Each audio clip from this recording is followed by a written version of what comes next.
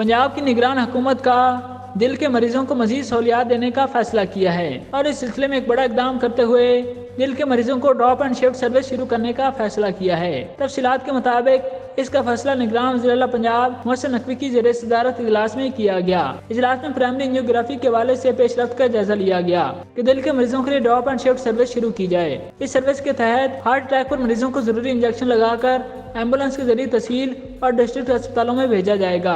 तहसील और डिस्ट्रिक्ट अस्पतालों में प्राइमरी एंजियोग्राफी की सहूलत न होने पर करीबी बड़े अस्पताल में शिफ्ट कर दिया जाएगा।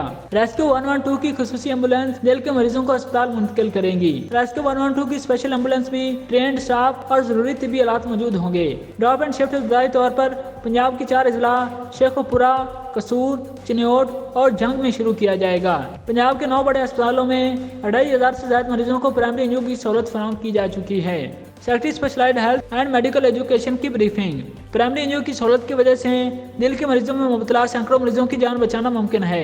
सूबाई वज़ीर specialised health care and medical education doctor Javed Akram, doctor Farhat Alamgir, secretary specialised health and medical education, chairman Punjab information technology board, निजी रेस्क्यू 112 डॉक्टर रिजवान नसीर और मुतलका अहकाम की इजलास में शिरकत।